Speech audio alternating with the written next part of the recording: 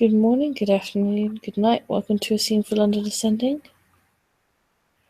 Tonight we find ourselves in the Queen and Sebastian's tower, somewhere within the Queen's domain, where Garnet is already present, somewhere in the building, and Camilla goes through the various security checks to make her way into the building towards Sebastian's chambers.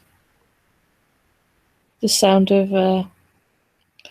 her walking cane and her rhythmic step echoing through the hallways as an indication of her arrival. Yeah, Garnet will eventually arrive, buttoning up his flannel t-shirt and swish his long hair over his face and smile warmly at Camilla and kind of stand beside her waiting to go into Sebastian's room. It seems to be a pretty standard apartment door that you've seen. And if the door has been knocked upon, then it would be a little while, and then he would come and answer the door himself, and just kind of, he'd look quite surprised to see the two of you, and he'd kind of frown slightly as he looked over Garnet, and then go, "I wasn't expecting visitors."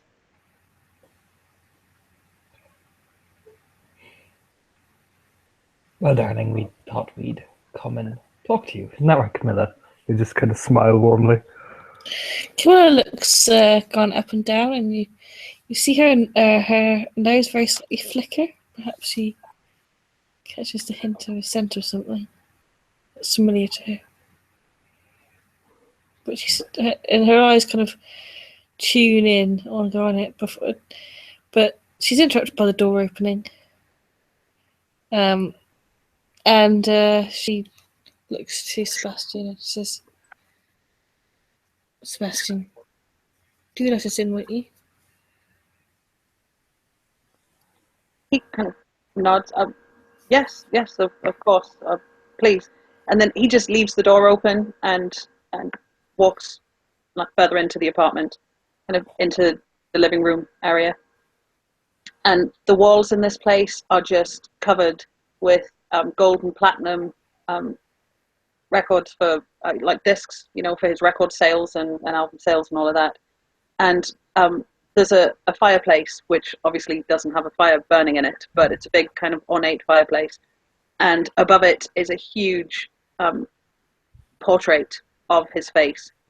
And there are other various pictures of him and posters of him kind of strewn about the place, like on the front of Rolling Stone magazine and when he's done other various magazine shoots and stuff. And it all seems to be very Sebastian oriented. And he would just go in and then just sit down on a big brown comfortable leather sofa and just go, "Yeah, guys, sit." Camilla walks over to the fireplace, turning her back to the room for a moment. You hear the squeaking tightening of her leather glove around the head of the cooking cane as she looks up at the portrait and muses to herself about the narcissist paradise. Garnet will walk in, arms behind his back as he's almost, praising the room, and you'll probably hear, some of you hear him say under his breath, "Well, this is individualistic. Very individualistic." As he says that, Sebastian would kind of look up at him and narrow his eyes slightly and just say, "Is there something wrong with celebrating one's own achievements?" "No, darling. No, not at all. Well," he just kind of thinks of the right word to say as he looks at the gigantic portrait of himself at the fireplace. He kind of, Camilla, what's the word I'm looking for? I'm not quite sure, really. Camilla turns around to face them both, and she says, "Well, we all display our various achievements around our places. yourself, Garnet, with your impeccable breeds of horses and trophies, no doubt, and myself with the creations and things I have made. She smiles. Sebastian kind of turns to look at Camilla, and he just seems to kind of like gaze at her for a minute and says, "You know, Camilla, I've heard it said that to achieve the mood of a warrior is no simple matter. It is, in fact, somewhat of a revolution. To regard the lion and the water rats and our fellow men as equals, why, it's the magnificent act of a warrior's spirit, is it not? It takes power to do such a thing. Wouldn't you agree?" She smiles. She gives him a kind of deep smirk, kind of type of smile, and then she looks over to Garnet. He just smiles broadly, craning his head and inclining at Camilla. You do have a wonderful mind, Sebastian. These nights I certainly do. My eyes have been opened. And he'd look at Garnet. "And I believe it is you I have to thank for this." Wow. There is no need. Garnet will just smile again. His face remains very serious, and he nods a couple of times and says, "Yes, I do genuinely appreciate now. I have come to appreciate that the gift that you had given to me. However, if you attempt to meddle with my mind in any way from this point forward, it shall not go unpunished." Garnet just smirks. Noted, Sebastian. I will never again try and what's the word? There we are. Alter your state of mind.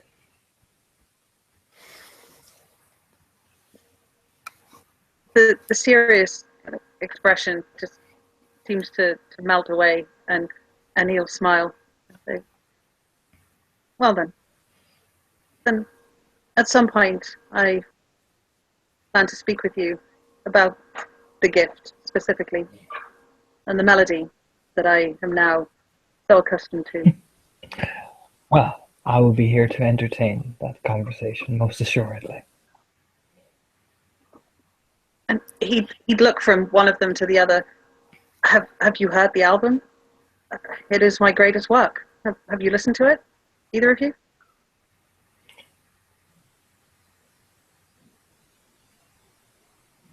I'm afraid they don't make it in the format that I require, but perhaps someone will play it to me at some point. I can't pretend to be a critique or of music, especially modern music. What did the album actually sound like? Because Garnet did listen to it, but what did it actually sound like? It's a complete mixture. Like there's 12 songs on it. Every one is completely different, ranging from complete like kind of 60s, 70s psychedelia right through to like really dark gothic ballads and things. It's just a Wow. complete kind of mixture. Garnet will just smile. Well, I've heard people calling it one of the greatest albums of all time, but who's to judge yet? He just kind of smiles. If there's any sarcasm in that, it is lost on Sebastian. Oh, he's completely sassy as all fuck. So sassy. Yeah, that is completely lost on him. He's nodding and going, yes, I think it could be. It should be up there with the greats. Indeed, Certainly. indeed, indeed. Gareth's just nodding and smiling.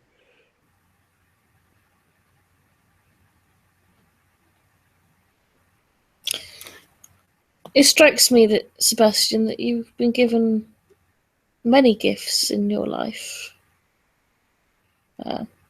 Your beauty, your mind. She sort of indicates with her hand to Garnet. Your talent, your art, your skill, your money, your fame, He just nods your as she makes this list. the gift of the embrace that our queen was good enough to give you. And it's important to evolve with your gifts. Now, should you have remained human, I dare say you may have had a much more short-lived affair than what lies ahead of you.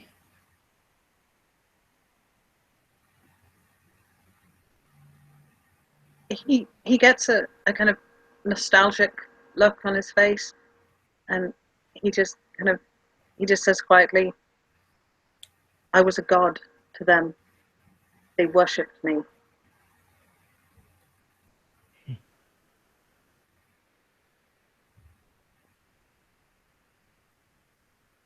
She nods. But that is gone now. Now I must look to your world, or our world. I knew a woman once.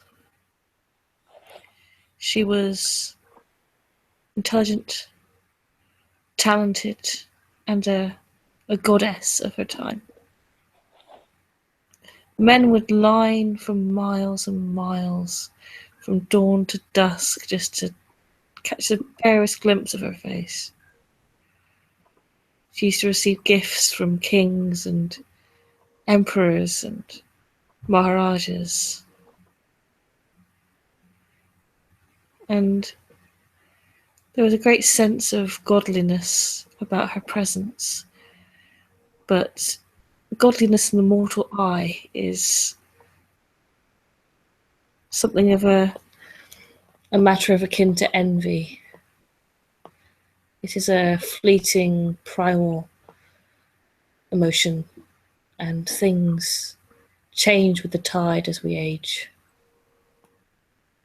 We are not constrained by primal any longer. We must learn to stretch our immortality and our godliness, because we are gods in our own way. We must learn to stretch our godliness and bend with it. In this life you have been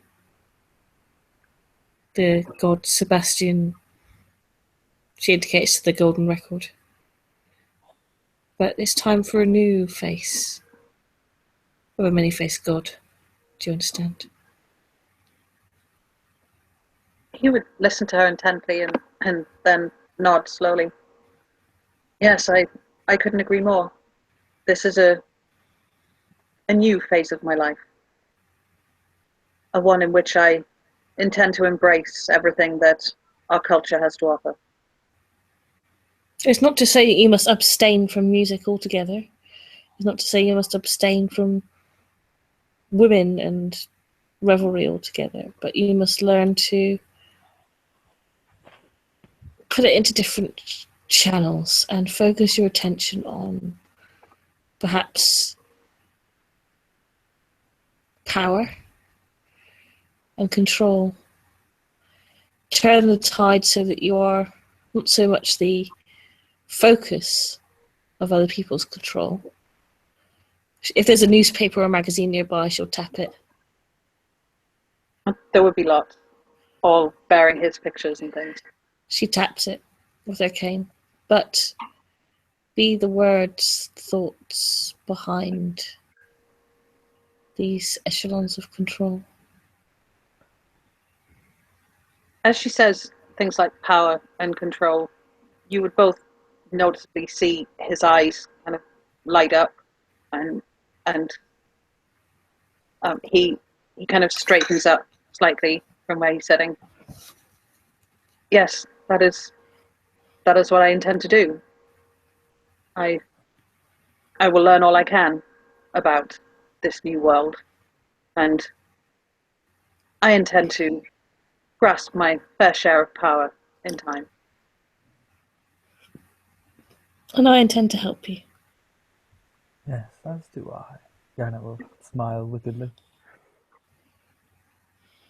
Camilla smiles to Garnet, sort of with a wicked expression in her eyes he probably hasn't seen before. Probably his smile just widens. He just, it doesn't like touch Sebastian, but his hands almost kind of just like air trace along his, his face and stuff like that.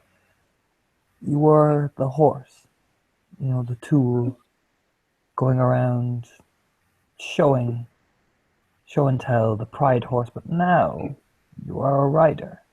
You control, you dictate which direction you go in. You see?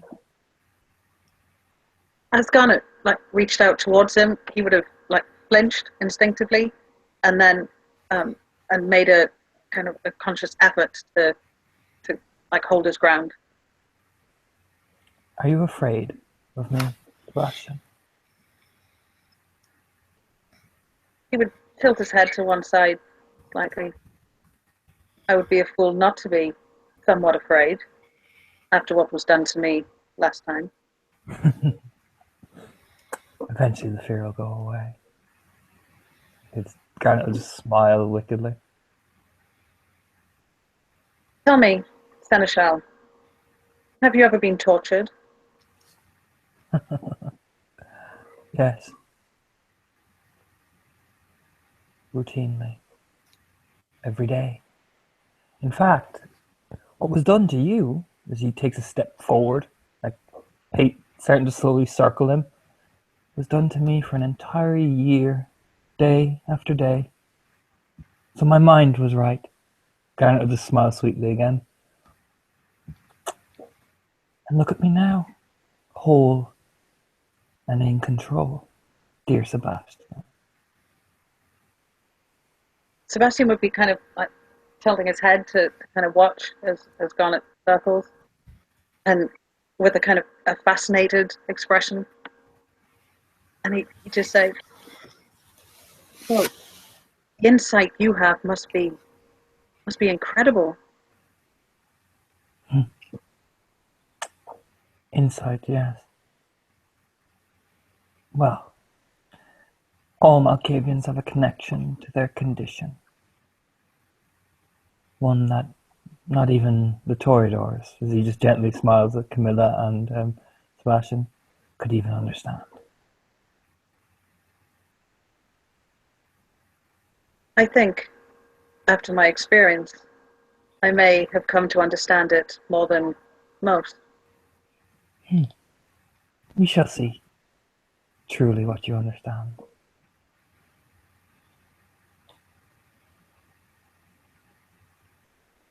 He kind of glances between them. Camilla's got this sort of calm expression on her face. She's watching Garnet quite carefully, but she doesn't seem sort of like a. She's sort of where he's kind of more like a like a coursing predator, I suppose. Camilla's quite still. And Sebastian, There's no sense of danger there. Not immediate, anyway. he glances from one of them to the other, and then says, "If you two intend to help me, you could start by telling me what you know of Mr. Peck." Now, why do you want to know about him, little one? He would kind of consider his words before he opens his mouth to speak. And then it's as if he just decides, like, fuck it, YOLO, basically, and just go, I intend to take his position. Well. Garnet just raised an eyebrow over to Camilla. Seems we have the ambitious one on our hands. Camilla doesn't seem to react too much to it. There's a very sort of slight incline of her eyebrow. But she sits there and she says, well, if you intend to do such a thing, it's going to take a lot of work. Indeed. Mr. Peck has gotten to where he is in life by being meticulous and planning his moves carefully and cultivating his image carefully. He is a well-practiced, well-controlled individual with superior tactical knowledge. Not the easiest opponent in the world. Sebastian would smile and say, well, a well-maintained image is something akin to a house of cards, I would say. Remove the right one, and it all comes crashing down. Perhaps it is time for the world to see the true face of Mr. Peck. Well, at least you've got the right attitude. Garnet will just smile. That's a start.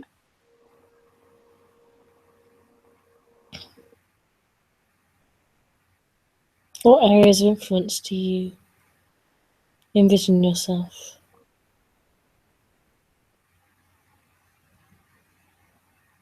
He would grin at her. I have already established certain spheres for myself.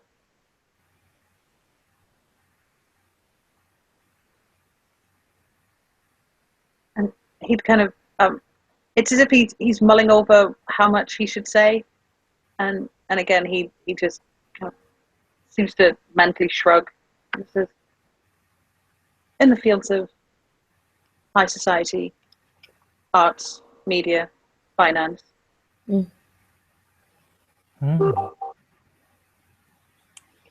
Quite the little nest egg you have. Garnet just grins. My former career made making certain contacts a great deal easier than it is for most. Good.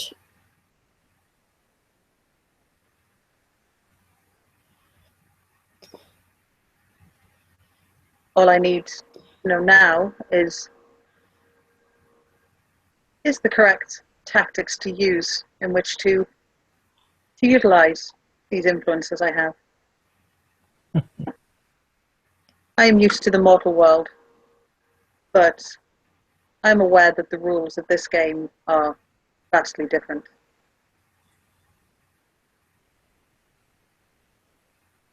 For your meetings,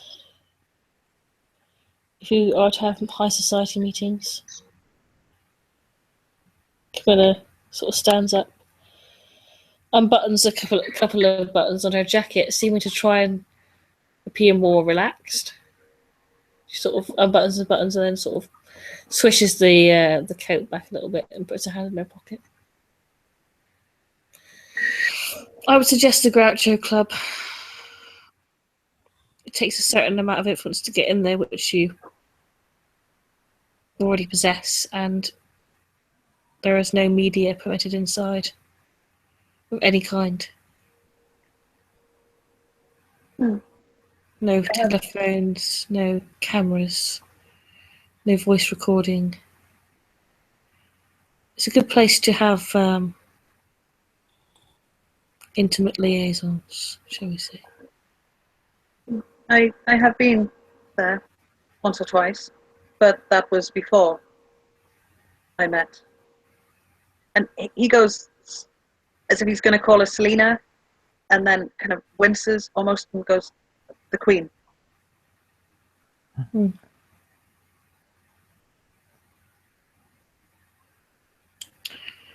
I would suggest being cautious on which parties you choose to attend. Try and pick the ones that are of the highest security with least tabloid coverage. Parties for directors, writers, people that don't normally get photographed. Yes, also maybe ghoul a few people in these areas. Have them say the right things. My sire told me as much, that I would be unable to take care of as much as I used to on a personal level, that I should learn to delegate. A former musician retiring into production or behind the scenes kind of things is not exactly unheard of. No, and in fact, could be a clever way to build up your little network.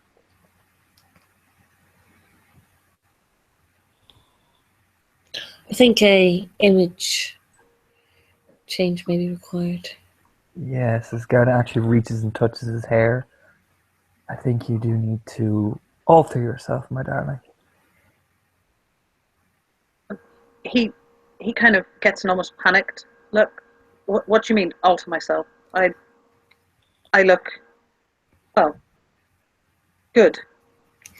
Cut your hair, change your manner of dress, Yes, you see, restyle your beard, dye your hair. right now you look like the rugged wild man, whereas if you're going into these meetings, you have to have the air of prim and pristine. You want to beat Mr. Peck, you must present a worthy opponent.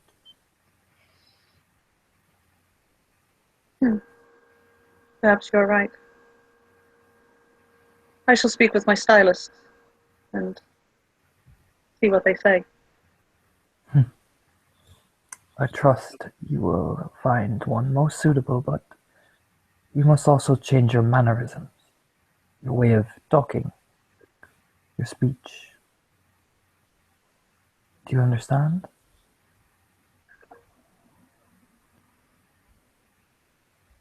He kind of looks a bit taken aback. I must change the way I speak.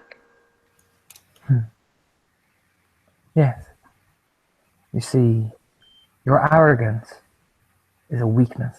It's a strength, but a weakness. For look at you, you have nothing to back up your arrogance with. So you must be cold, calculating until that arrogance is finally allowed to return again. He kind of he gives like quite a hearty laugh at that, and gestures to everything around the room. I hardly think this is unable to back up any arrogance I may have. I am one of the most recognizable men on this planet. And then you think that gives you power. Granted, just seems to smile broadly. I have fans that would do anything for me, Yes, give their life for me. but it also makes you the most recognizable target in the world. You see, Camilla and I have lasted this long because anonymity. We are indistinguishable among faces. We are constant, ever shifting, ever changing pillars.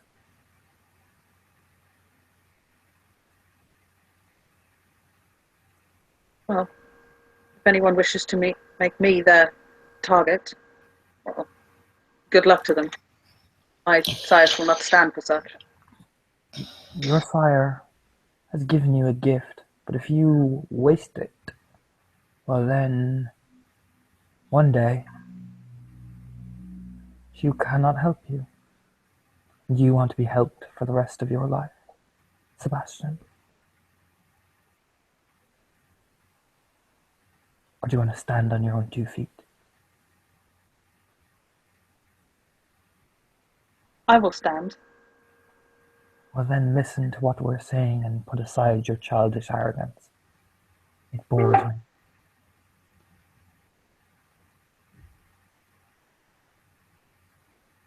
There are plans in to further my education.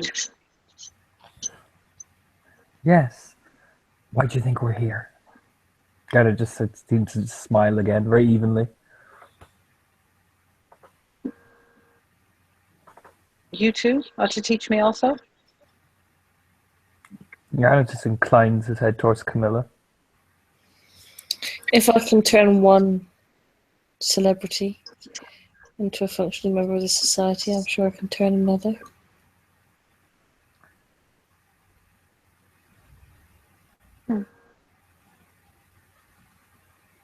Well, I shall certainly listen to what you both have to say. Well then, change your image, change your speech, change your mannerisms. You want to be Peck?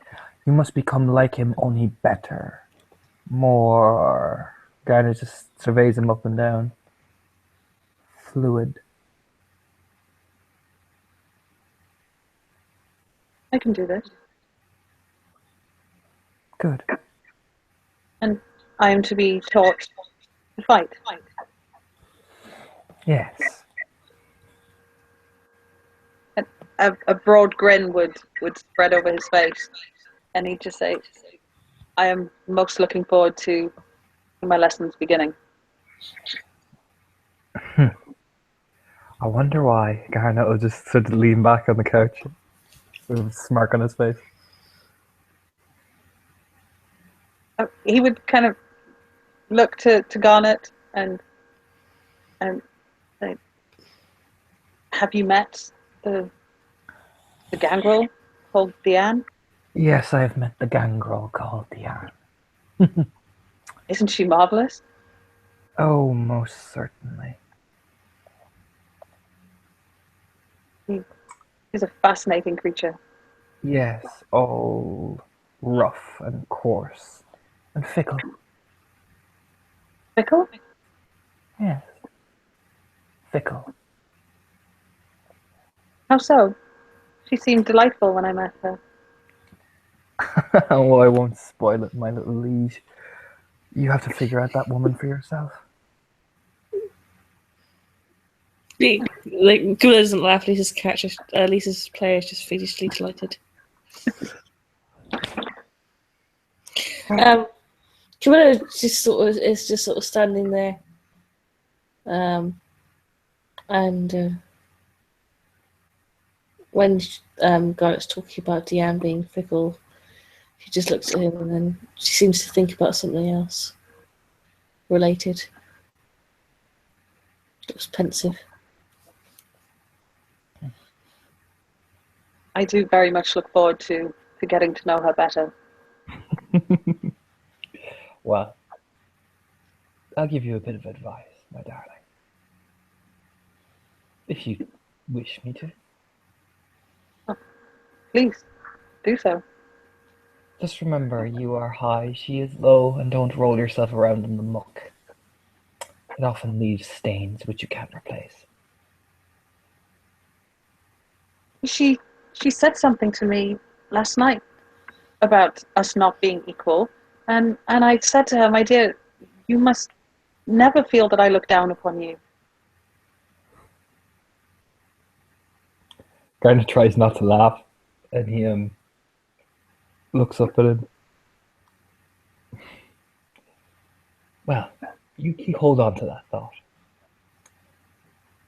And just remember, they call them the clan of beasts for a reason. My liege, he just says very sarcastically. He misses the sarcasm completely. Well, I have been studying something of her clan. I intend to ask her to accompany me into the woods one evening. I understand they like that sort of thing. After Garnet's committed quips, they can call themselves the clan of the fairies of the wind for all I care, as long as they're not part of the Camarilla. Yes. That too, Sebastian. Remember, she's not one of us.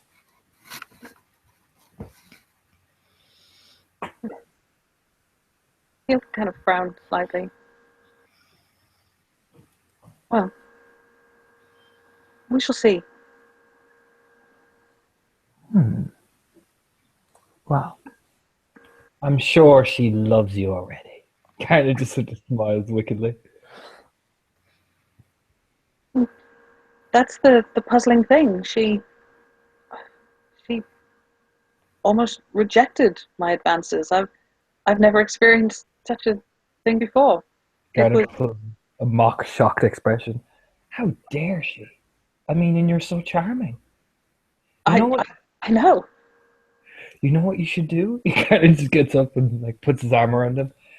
You should pursue her more. Tell her how you exactly feel about her beauty. In fact, bring her flowers.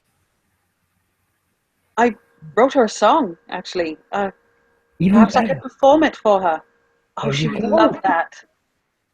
Yeah, the guy is just like, nodding enthusiastically. Roses and a song. I don't see why she wouldn't fall for you. Camilla has an impatient look on her face. Garrett just kind of looks there going, okay, I'll stop having my fun. And just goes back and sits down. Sebastian's there just kind of nodding to himself, kind of staring off into space. You can tell he's like mentally making plans of exactly how he's going to seduce this woman and how he's going to sing to her. And yeah, you can tell the cogs are turning. He's planning it all. Do you want my advice from a somewhat of an expert on difficult women? Of course. Don't pursue her. Nonsense, Camilla. Let the boy decide. Listen. Let me finish my dissension. She says, smiling to him, like sort of giving him a little bow. All right. He just smiles himself. Women like that have the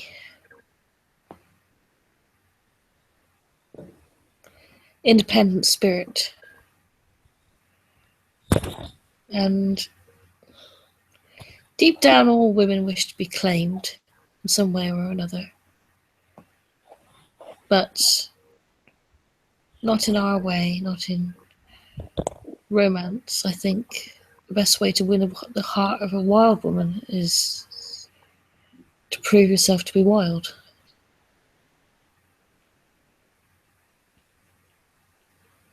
Use cunning, intellect, prowess, not the gifts that you have so far used to woo your mortal fans. If it was a strong desire of yours to lie with this woman, then I would suggest temperance rather than forlornness. Well, that is certainly something to consider.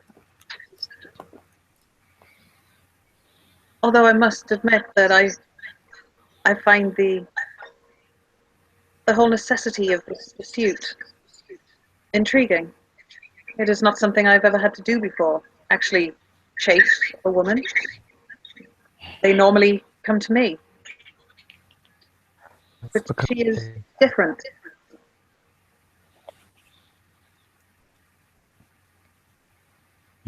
She's looking for an alpha, darling. Be her alpha. Garrett just grins. Alpha. Kind of muses thoughtfully.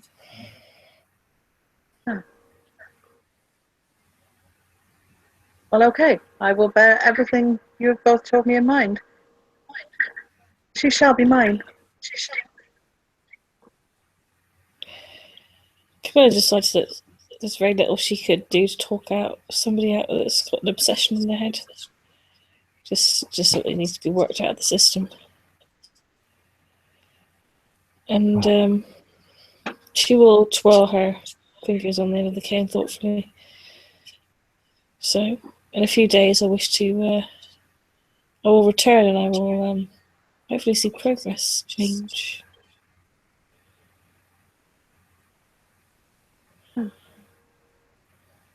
You mean with my appearance and such? Yes. Okay, I can have my stylist brought here tomorrow evening.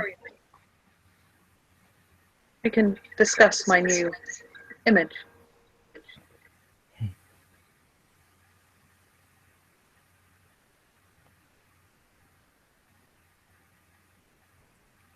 Camilla has it. She stares at him for a moment, obviously in her own little world of fantasy, imagining him clean shaven with his hair slicked back perfectly, the 3-button rainlet waistcoat.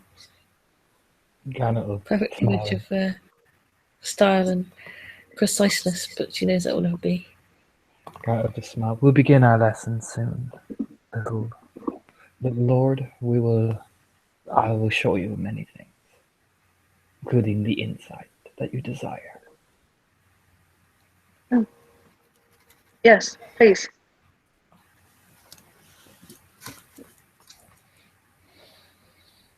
Camilla stands up. For now, I have a few things I must tend to.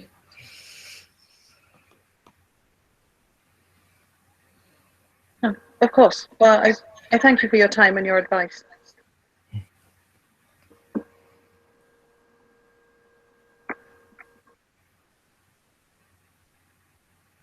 She looks to Garnet.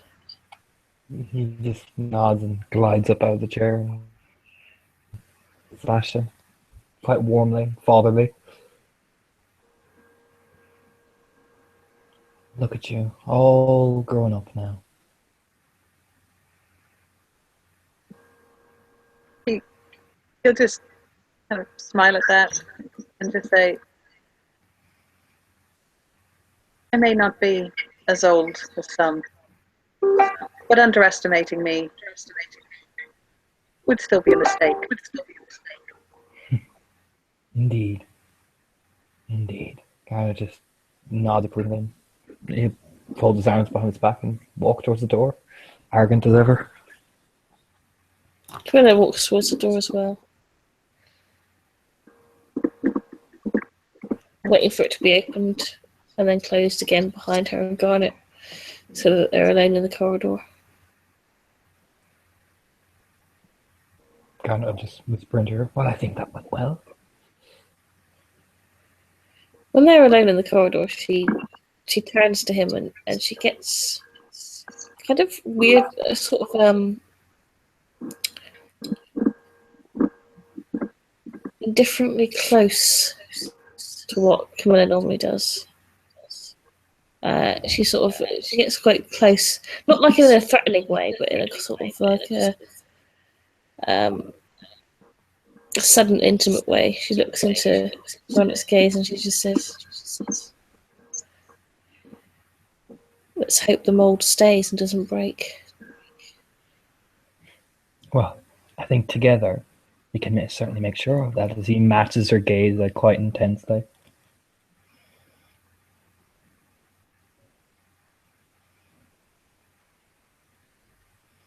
She holds his gaze for a few moments, and again, for the second time, you see her nose slightly twitch. Perfume, perhaps. Recognition. And she smiles, a kind of thin, arrogant smile before she will nod and make her way walking off. Kind of just nods at her and cranes his head a bit and just has a little smile to himself. He just walks down the corridor. And that's it, where the scene will end. Thank you, players, for playing. Thank you, watchers, for watching. Till next time.